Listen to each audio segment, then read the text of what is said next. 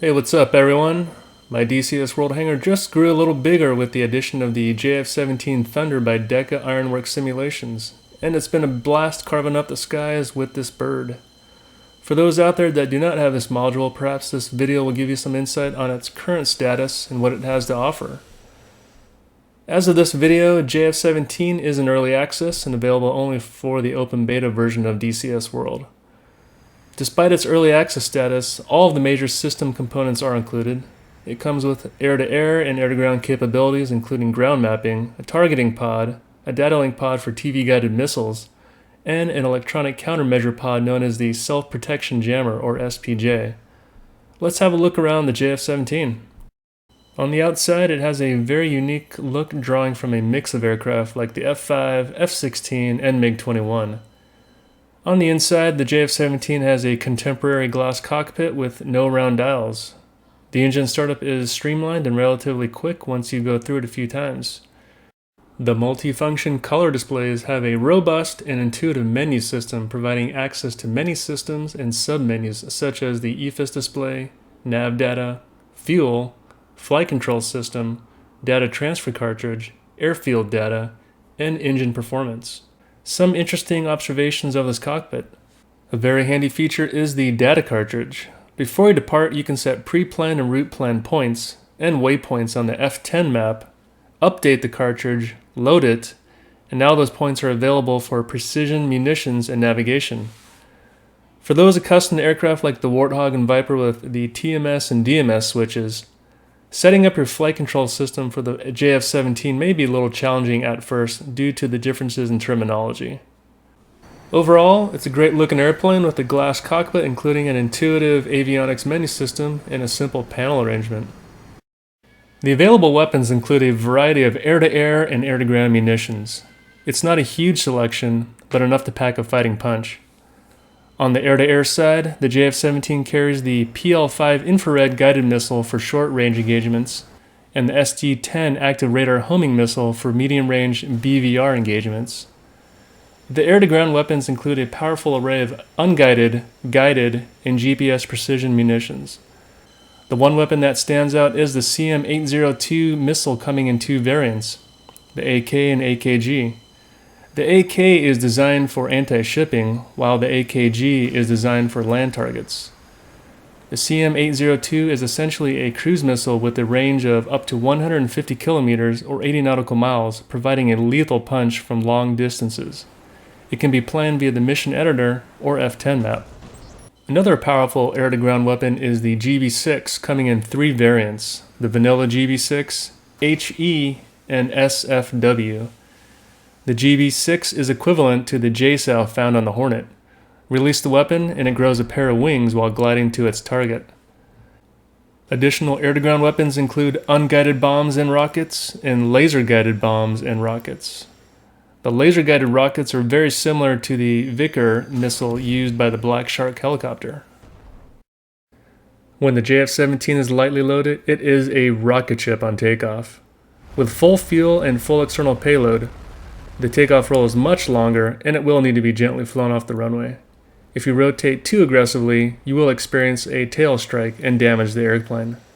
Keep an eye on the angle of attack during takeoff and landing. The limit is 12 degrees. Once airborne, the JF-17 is a very agile and fun airplane to fly. It's a lightweight fighter and handles as you'd expect. My take is that it handles like something between the F-16 and the MiG-21. The JF-17's flight control system will limit the amount of Gs pulled depending on your loadout to prevent damage to the weapons and pylons. In pure dogfight engagements, the JF-17 has a great instantaneous turn ability. From my limited number of engagements, the sweet spot for the best sustained turn rate was around 350 to 380 knots true airspeed. Altitude, temperature, and weight obviously play a part of effective turn capabilities. For those that picked up the JF-17 on day one, I am aware that the flight model was hotly debated upon initial release.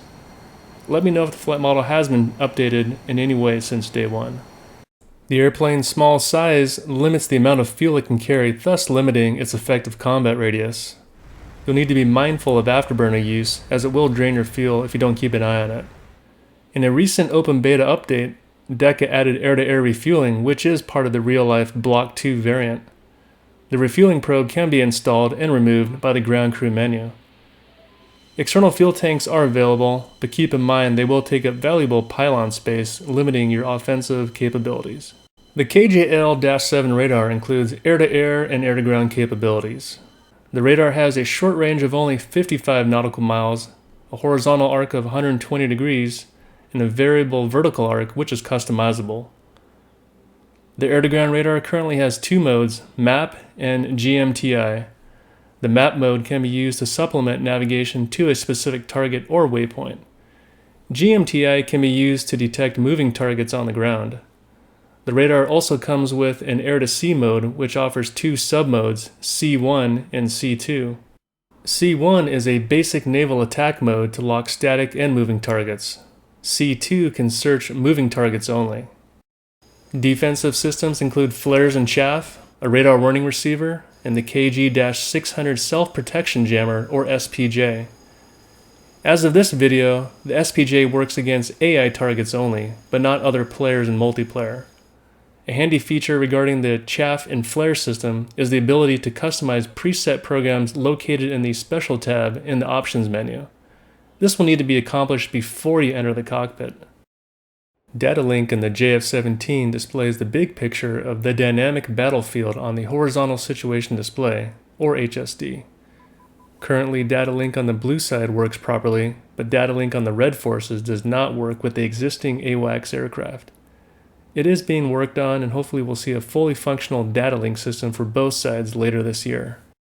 Available missions and training include the following: 17 instant action missions in the Black Sea region, 1 in each Nevada and Persian Gulf, 2 regular missions, 1 campaign, and 2 training missions. However, there is a more complete series of training missions made by one of the community members that can be downloaded at the Deka Ironwork simulation subforum within the Eagle Dynamics forum. A link is posted below in the description. In the Special tab of the Options menu, you can select voice locale, map types, TDC slew rates, chaff and flare bingo alerts, and as previously mentioned, the chaff and flare preset programs. All things considered, and taking into account that the JF-17 module has been out for only 4 months, Deka has provided us with a very well done modern fighter aircraft. As of now, it comes with a good number of weapons, advanced radar including air-to-ground features, data link for the blue forces, and offensive and defensive sensors. It's a lightweight multi-role tactical fighter that will provide plenty of enjoyment for the DCS pilot.